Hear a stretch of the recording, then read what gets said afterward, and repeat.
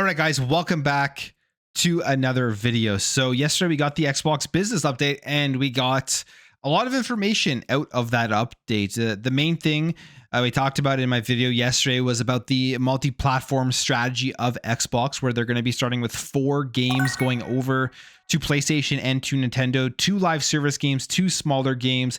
And these are all games that have been out for at least a year. We don't know what they are, but my guess would be Sea of Thieves, Grounded, Pentiment, and Hi-Fi Rush. So we will see whenever those official announcements do come out.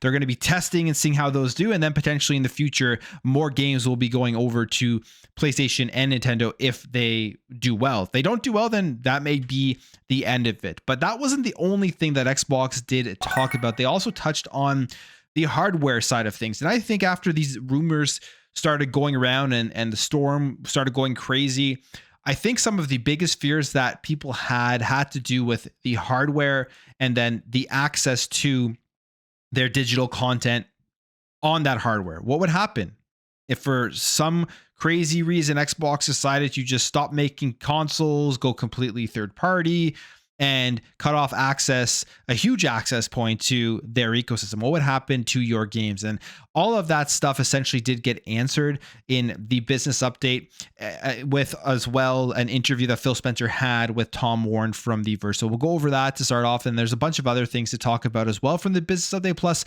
some other things in gaming news. So this may end up being one of those longer episodes this morning because there is just lots of news to go over. So when it comes to the hardware itself, I've been talking about on this channel, and we've known now for the last week or so that there will be more Xbox hardware in the future. And when it comes to the hardware, again, with rumors, but not in the doom and gloom style this time, the rumors have been that they are going to be making a handheld, a hybrid style of console where you're going to be able to dock it to your TV as well as take it with you on the go.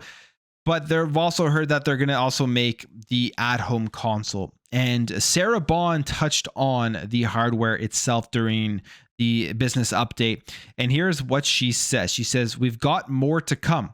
There's some exciting stuff coming out in hardware that we're going to share this holiday." So that's exciting that we're going to be getting an announcement relatively soon by the end of this year. We're also invested in the next generation roadmap. What we're really focused on there is delivering the largest technical leap you will ever see in a hardware generation, which makes it better for players and better for creators and the visions that they're building. So whenever you hear that, right, I mean, it's the whole power narrative thing. But whenever you hear the biggest technical leap, at least for me, it's exciting to see like what the future has in store for what a console is going to be able to output in terms of like resolution and FPS. Not that I care that much about that stuff, but I like seeing those jumps between the generations. I still think back to the OG Xbox to the 360 and how huge of a leap that has been, or that was. But since then, the leap from the 360 to the One, and then the One to the Series X, yes, there's a noticeable difference, but it's never really been that mind-blowing in my opinion. So we'll see what they have in store. I think we're at a point now in gaming where the incremental increases between the generations are small to the naked eye. But obviously, it gives developers more power and more things that they can do with their games. And in terms of the scope of the games, maybe adding an AI, like those types of things all come in to helping make games a better experience when we go from generation to generation. So largest technical leap sounds cool. We'll see what that means. That does not sound like a hybrid console or a portable console. That does sound like a major at-home console, which I'm happy for too. I would end up most likely picking that up. Now, speaking to The Verge, Phil Spencer was asked about the future in terms of the hardware and in terms of handheld devices. And it says here, Microsoft's gaming CEO Phil Spencer went a step further, teasing that the Xbox hardware teams are thinking about building different kinds of hardware. He says, "I'm very proud of the work that the hardware team is doing, not only for this year, but also into the future. We're really thinking about creating hardware that sells to gamers because of the unique aspects of the hardware.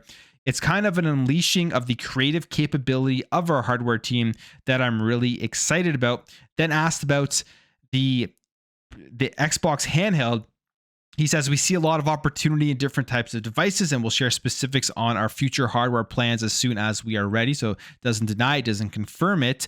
And then he also talks about how he's a big fan of handhelds. He says, I'm a big fan, but nothing to announce, and admits that there's still a lot of work to do on the Windows side for handheld gaming PCs. And I think that is the major differentiating factor where I think Xbox could come in here and give a handheld product that people like over the competition. If they can create a nice console experience on your handheld, that will be a huge win for Xbox and just for handheld gaming in general, because I have the Steam Deck, I have the ROG Ally. The Steam OS on the Steam Deck is by far and away a far superior experience than using any of the PC handhelds out there, just because you're using native Windows, and it's super cumbersome and not fun to use when you're using joysticks, and it's just not a good experience whatsoever. So they have to improve on that. They have to work on that. And I think Xbox can come in here and actually just take the Xbox OS, maybe make a couple of changes, then throw it onto a handheld, and then boom, you have a good console experience right in your hands. He goes on here and says, one of the weak points is in the experience on ROG or Lenovo Legion Go is Windows. And I 100% agree with that one. So that's the future of the hardware. The Xbox hardware is not going anywhere. The fears about that at the very beginning of these rumors, I could understand it. I even had that fear as well. But at this point, there really is nothing to worry about. And I think the future is going to be just the next generation of Xbox, because he also kind of doesn't talk about the leaks or anything. But if they're making such a huge technical leap, something that you would want to market as a massive improvement of power from the Series X, you're probably going to come out and just launch a new generation of Xbox. Now, the other interesting thing that he does touch on, which I think is super exciting for the future of Xbox and how we play Xbox. And this kind of builds off of what we heard from the anonymous leaker Xbox employee as to what Sarah Bond touched on at the town hall, but something we've already known for a while, which was they want every screen to be an Xbox. But to have every screen be an Xbox, you need to be able to give people access to their entire catalog of games, whether through Game Pass or through what they have purchased via the Xbox store. And Phil Spencer talks about this as well, which has me excited about potentially being able to play everything you have within your Xbox account, no matter what screen you're on. Because as of right now, it's really only Game Pass unless you use remote play. But if you're out using the cloud stuff, it's only the games on Game Pass. So a future where we can play everything that we've purchased as well as Game Pass, I think is going to be a really exciting future for gaming. So Phil Spencer says this, because we know Xbox does a great job with their entitlements when you buy a game, where you can play it on PC and you can play it on your Xbox as well. He says here, we've made a commitment in recognizing and respecting the library of games that people have purchased on our platform. I think we have a good track record with our backwards compatibility with Xbox Play Anywhere, giving you a PC and console entitlement when you buy a game from us. When we've talked about the future hardware that we're going to build, compatibility and library support is just kind of fundamental for us when we think about what our plans are. So we're very, very committed to that. So basically, you can expect to be able to play all generations of Xbox going forward on whatever hardware that they put out, which I don't think anybody expected anything different. But he also mentions here compatibility and library support, basically being able to play your games no matter where you are within the Xbox ecosystem. And to me, when he says library support, it means also the stuff that you have purchased. So hopefully that is the future of Xbox, where you have your handheld, you play your purchase games, you have your phone, maybe you have a controller for your phone, you're on the cloud, and you can also play your purchase games. I hope that is going to be the future of Xbox as we go forward into the next generation and beyond that. And some other information we also got from this roundtable was Game Pass. Where is Game Pass right now? People have been waiting for a number since 2022, and now we actually have that number. They are 34 million subscribers, which is a big bump from the 25 million subscribers that they did last announce in 2022. Now, to be fair, this does include the Xbox Game Pass core numbers in that number, which I'm not surprised that we would see that big of a bump. And that's why when they went over to Xbox Game Pass Core instead of just Xbox Live Gold, it was a very smart business move, because now when they make this announcement, when they go out to investors and shareholders, they can instantly show this just massive increase in overall subscribers to the service themselves. Phil Spencer talks about the actual figure, and he also talks about the goal of Game Pass and the goal of Xbox. He says, our goal is not to make everybody a Game Pass subscriber. I've said many times that maybe 10 to 15% of our content and services revenue is subscriber revenue. It's a good business for us today, Game Pass, but in no way is there a plan that says, okay, everybody needs to become a Game Pass subscriber. And one of the debates that always comes up when it does come to Xbox Game Pass is just simply, is it profitable and is it sustainable? We are seeing an industry that is changing.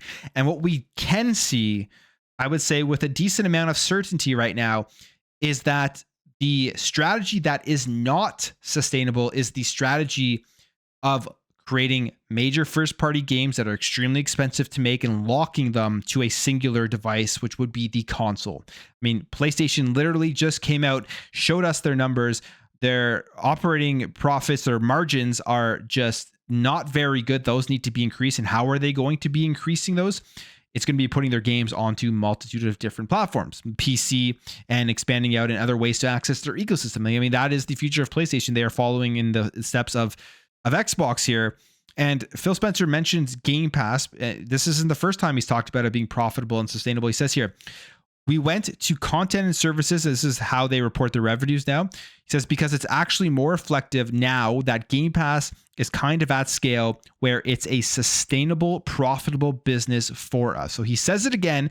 Still, people won't believe him. They're still going to think it's unsustainable and it isn't profitable, but he is mentioning it there once more. And when it comes to the console experience, I think there is definitely a segment of people who have the console that question whether it is the flagship experience for Xbox, whether it is the place that they care about the most, because I believe it's where the core customers are. And they've always said it is. They've always said it is their core experience, their flagship experience, and they kind of reiterate that here as well. And this was actually from an Xbox blog that they put out on top of the Xbox business updates, an article, and they say that Xbox consoles will continue to provide a flagship experience for players, and it notes that Game Pass will continue to be only available on Xbox platforms. Again, not surprising. I would have been shocked if PlayStation or Nintendo would accept Game Pass onto their platforms themselves.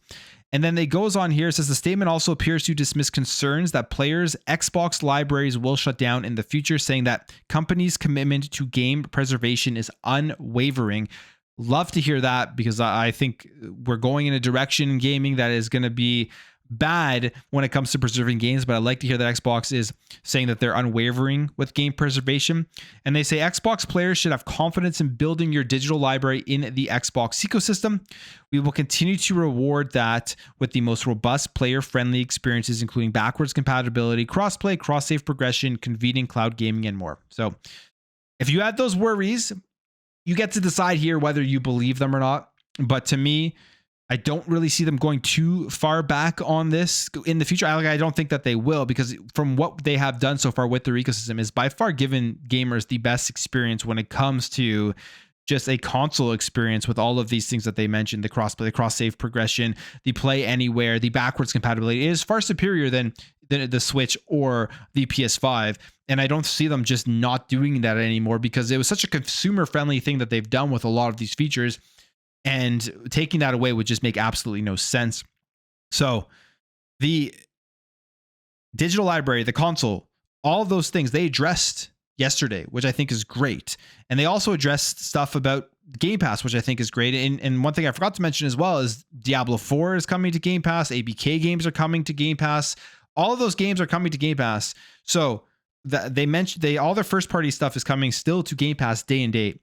So the future of Xbox hasn't really changed. It's still great. And I mean, unless you are caring about people on other consoles playing a couple of Xbox games, really nothing along this has changed, other than we got an update on what we can expect going forward for some games going over, the future of hardware, and our digital library, which all seems to be pretty positive. So I think yesterday was a good day in the world of Xbox. Now, another game that came out of nowhere that is also coming to Game Pass that was announced was Tales of Arise.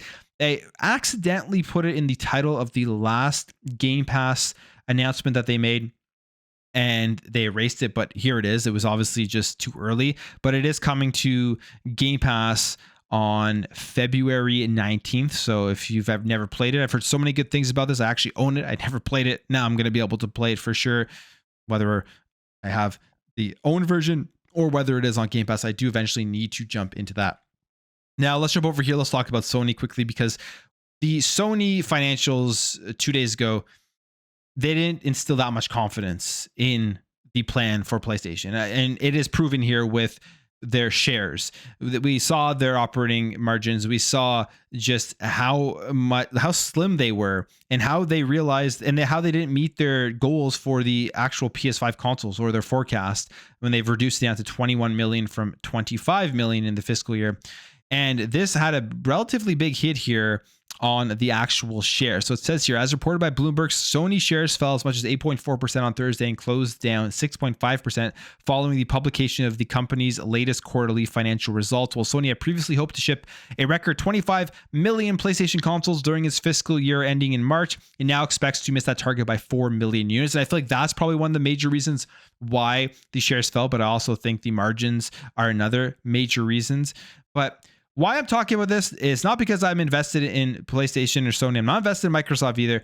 But why I think this is important, because these companies, all they care about is making money at the end of the day. And what they care about is their stock price continuously increasing. And if it's so fickle here that if they don't meet that forecast of the amount of PlayStation consoles being sold, in terms of like, what was it, 4 million there, they are going to have to make major changes going forward to make sure that this type of stuff doesn't happen. And how are they going to do that is what Hiroki Totoki said during the Q&A during the financial call, which I think is a good strategy. PlayStation should do this, and it will make them more money, and it will make gaming better for PlayStation gamers. It will make gaming better for everybody, and that is just putting more games, multi-platform, putting more games on PC, and opening up access into that closed PlayStation ecosystem. They're going to have to continue to do more of that with the rising costs of development with these games. Or the other option, I think, would be getting away from making those major cinematic AAA games, which would be almost impossible right now for PlayStation, because they've built so much brand recognition off of those styles of games. So the direction they will be going is putting their games more places. I think this is better overall for the gaming industry. And so I think if you have a PC, really, at the end of the day, you're going to end up being able to play everything, no matter what console they're coming on, except for Nintendo, or at least unless you do things that Nintendo will look down upon. So it's an interesting time in gaming. We are going through a major shift in terms of how things run, in terms of what we used to know for generations and generations, which was console exclusivity and the console war. All that stuff is essentially going away. But I will end the video there, guys. If you did enjoy this video, hit that thumbs up. If you're new here, hit that subscribe, and I'll catch you guys in the next video.